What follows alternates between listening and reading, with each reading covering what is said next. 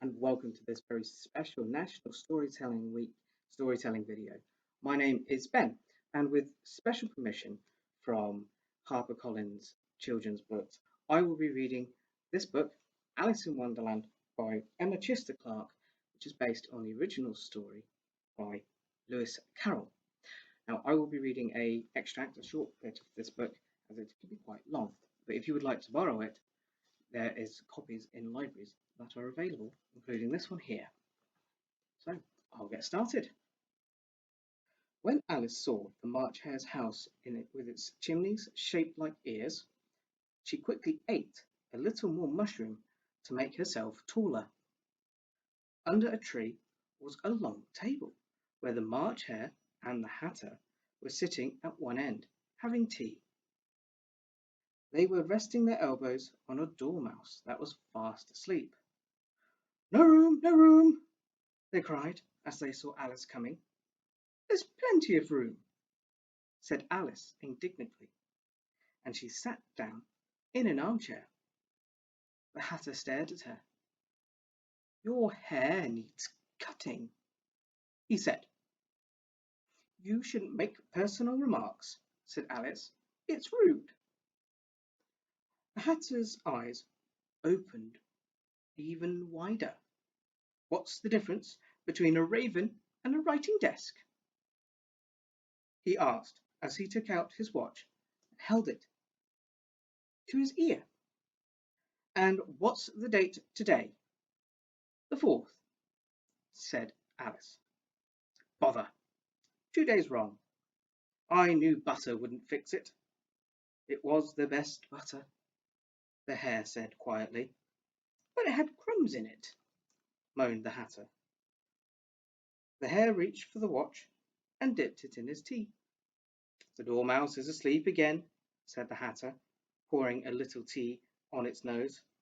Of course," muttered the Dormouse. "Can you answer the riddle yet?" the Hatter asked Alice. "No," replied Alice wearily. "I give up. What's the answer?" "I haven't the slightest idea," said the Hatter.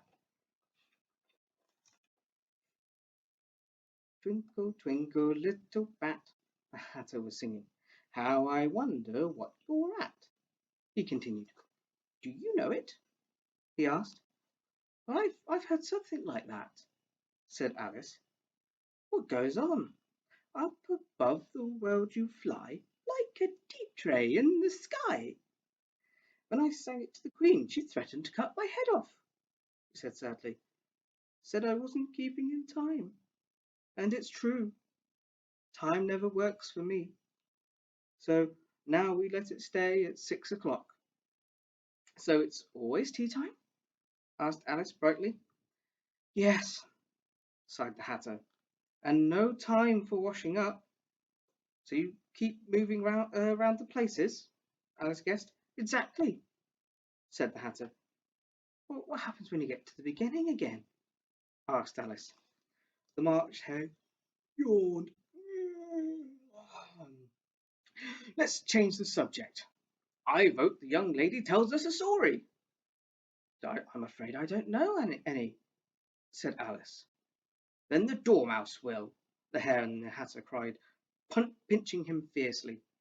The Dormouse gasped. "There were 3 little sisters who lived in a well." "What did they eat?" asked Alice. "Treacle," replied the Dormouse. "And they were very ill. They were learning to draw everything that begins with M." "But why M?" said Alice. "Why not?" said the Hare. "Time to move round," announced the Hatter. "They drew mousetraps and the moon," the Dormouse continued, "and memory and muchness. You know how you say things are much of a muchness? Have you seen a drawing of a muchness?" Alice began, more confused than ever. "I don't think—" "Then you shouldn't speak," snarled the Hatter. That was enough for Alice. She got up and walked away. Nobody seemed to care or notice, as she half hoped they would. The last thing she saw was the Hatter and the March Hare trying to stuff the dormouse into a teapot. That was the stupidest party I've ever been to, she said to herself. Just as she said it, she noticed a little door in one of the trees. That's very curious, she thought. But everything's curious today. And in she went. Thank you for joining me as I read to you a little bit of the story from Alice in Wonderland, published by HarperCollins Children's Books and written by and illustrated as well by Emma Chichester Clark. I hope you enjoyed my reading, and I hope you think about taking out the book. Don't forget, as it's National Storytelling Week, it's always good to share a story and maybe to make one up all of your own. Thank you. Goodbye.